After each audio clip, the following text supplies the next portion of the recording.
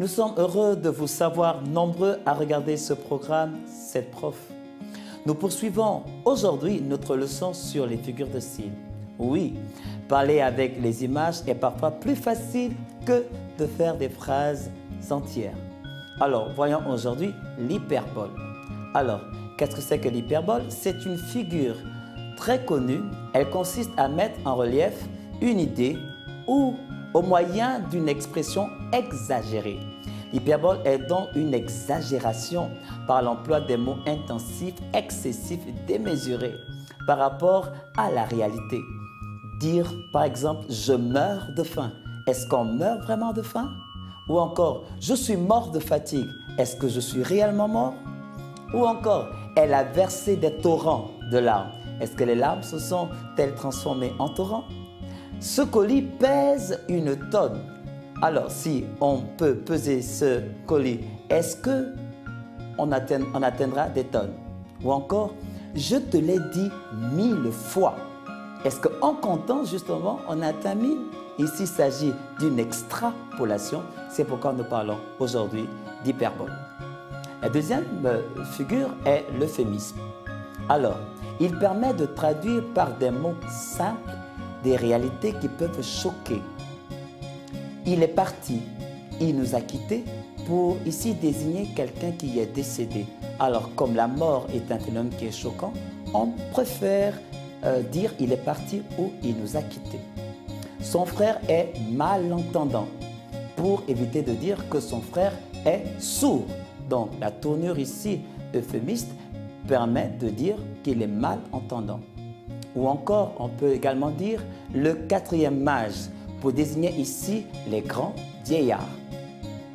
La troisième figure est celle appelée la métonymie. Alors, en quoi consiste-t-elle? Elle consiste à désigner un objet, une idée, par un autre terme que celui qui lui convient.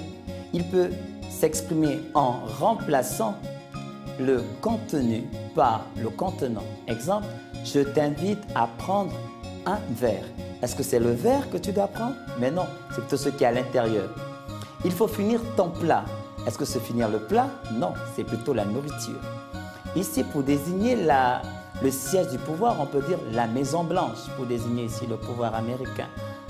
Bien, alors, en collaboration avec notre partenaire, le projet Voltaire, nous vous proposons quelques exercices. Alors, à vos stylos. En 2011, nous changerons de logo. Alors, cette phrase contient-elle une faute? Oui, nous changerons avec un T. Alors, nous nous amusons ou nous nous amusons S ou T? Alors, conjugué à la première personne du pluriel nous, le verbe se termine toujours par un S. Nous attendons le train est l'exemple que nous vous proposons. Alors, la phrase correcte sera en 2011, nous changerons avec un S de logo. Tu transmettais les factures au comptable. Alors, votre phrase a-t-elle une faute? Oui, ici, il s'agit du T. Alors, comme je vous l'ai dit, le je n'aime pas le T. Alors, je le savais S ou je le savais T. C'est le même cas, je transmettais ou tu transmettais. Un verbe conjugué à l'imparfait se prononce de la même façon aux trois personnes du singulier. Je, tu, il, mais les terminaisons diffèrent. Aux deux personnes du singulier, je et tu, le verbe prend toujours un S. Exemple, je l'ignorais, tu le savais. En revanche, à la troisième personne du singulier, il, elle, on, il prend un T. Il le savait. Donc, la phrase correcte sera « Tu transmettais avec un S les factures au comptable ». Peux-tu me confirmer que l'article est disponible? Bien. Alors, cette phrase contient une faute. L'as-tu trouvée? Bravo. Ici, il s'agit de peu qui doit prendre un X. Alors, le T est la marque de la troisième personne du singulier. Il, elle, on, ça. Il peut, voilà. Le X correspond à la première et à la deuxième personne du singulier. Je peux, on mettra X, et tu peux, on mettra X. Exemple, je peux rédiger avant demain. Alors, notre phrase correcte sera peux, avec X, tu me confirmer que l'article est disponible. Pour terminer, mes enfants ont été moins sages que les vôtres. Alors, y a-t-il ici une erreur? Bravo, cette fois-ci, il n'y en a pas.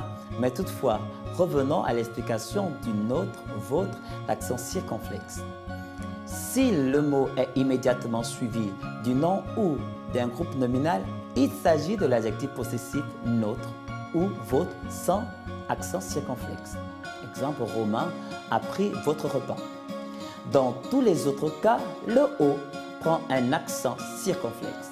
Exemple, ma chambre est plus grande que la vôtre avec un accent circonflexe. Fidèles téléspectateurs, cette application est disponible sur iPad, iPhone et Android. Vous pouvez désormais réagir, nous proposer des sujets sur notre page Facebook, frappez canal 7-7prof. Bien, nous vous retrouvons la prochaine fois, toujours avec le même plaisir.